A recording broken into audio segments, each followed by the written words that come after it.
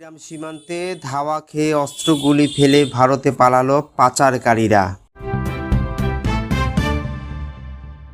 কুড়িগ্রামের ভুরুঙ্গামারী উপজেলা সীমান্ত থেকে বিপুল পরিমাণ অস্ত্র ও গোলা বারুদ উদ্ধার করা হয়েছে, যেগুলো ভারত থেকে পাচার করা হচ্ছিল বলে দাবি বিজিবির।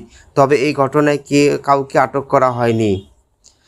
শুক্রবার রাত 1টার দিকে উপজেলার পাথরডুবি ইউনিয়নের দিয়াডাঙ্গা সীমান্ত থেকে এসব উদ্ধার করা হয় বলে জানান বিজিবি কুড়িগ্রাম 22 ব্যাটালিয়নের অধিনায়ক লেফটেন্যান্ট কর্নেল মোহাম্মদ মাহবুব উল হক।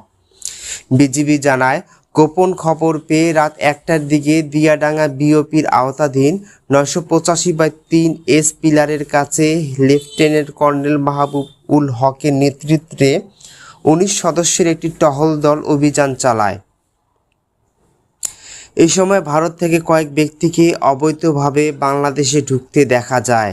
তাদের আচরণ সন্দেহজনক মনে হলে ধাওয়া দেয় বিজিবি। এই সময় তারা মালামাল ফেলে ভারতের অভ্যন্তরে পালিয়ে যায়। পরে ঘটনাস্থলে তল্লাশি চালিয়ে 5টি ভারতীয় NX-200 এথেন গান, একটি ভারতীয় স্পিনটন অ্যাসেম্বলি, 33,100টি সিসা গুলি এবং একটি হিরো মোটরসাইকেল 125 সিসি পাওয়া যায় বলে জানান লেফটেন্যান্ট কর্নেল মাহবুবুল হক। তিনি বলেন, সীমান্তে চোরাচালান ও অস্ত্র পাচার রোধে তৎপর রয়েছে বিজিবি। ইতিমধ্যে প্রতিটি বিওপির সীমান্ত এলাকায় টহল আরও জোরদার করা হয়েছে।